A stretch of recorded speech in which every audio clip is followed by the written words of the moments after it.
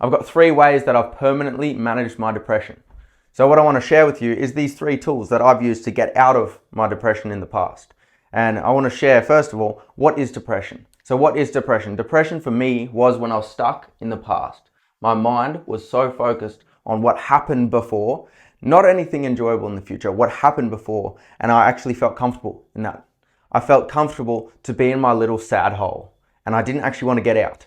At the time, I didn't have the strength to get out. And the reason for that, I felt lost. I didn't know where I was going.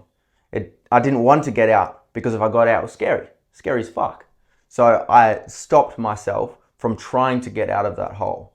And in a way, it was actually a means to gain a bit of attention as well, because when I was in that hole, I wasn't getting attention from anybody. I felt like I was disregarded. Nobody really cared. So it was very difficult to be in that space and not want to get out because it was scary, and also not be genuinely supported because I was depressed and I didn't want to talk to anybody about it. It was scary, man. It was super scary. So what I want to also share is that the word depression, or more rather the word depressed, if we break this down, I got this from Jim Carrey. The word depressed actually can mean deep rest. And this is super interesting for me. What I mean by deep rest is when we are unintentionally playing a character. And what I mean by this is walking around with a mask on, hiding our depression, hiding out who we really are authentically. Our character that we're playing is going to go into a form of deep rest.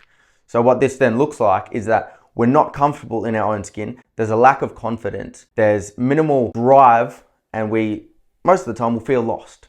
When I was playing a character, drinking, smoking, was that I struggled so much. This character that I was playing, doing all of those things, didn't lead me anywhere. The depression looked like, for me, I was lost. I didn't know where I was going. I had no direction.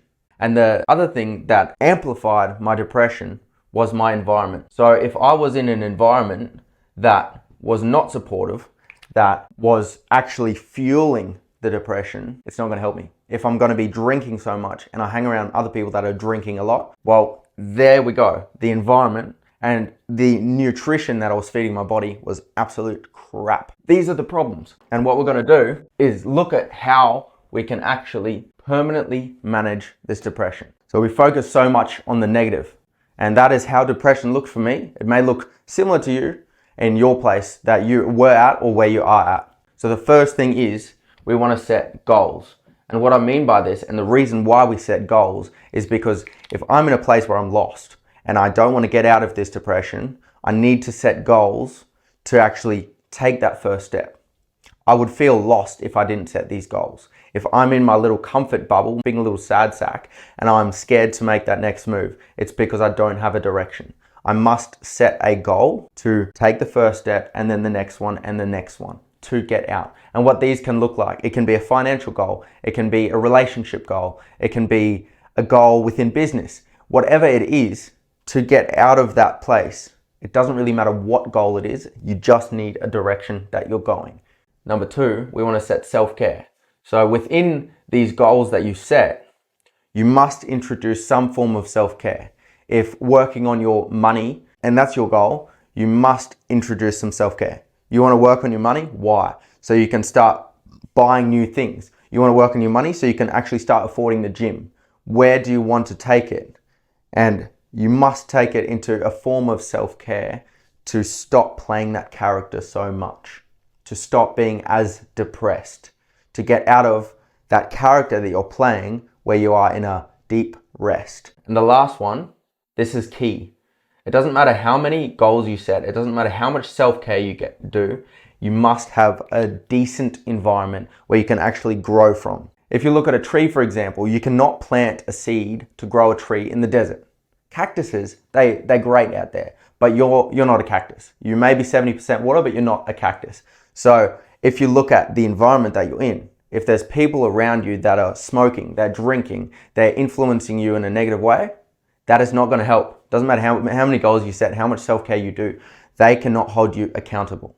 Perfect way to start improving the environment is to get a mentor or a coach, that's somebody you can look up to, whether you're talking to them one-on-one or you're just watching their content. Choose a person so you can start working through those goals and improving the environment.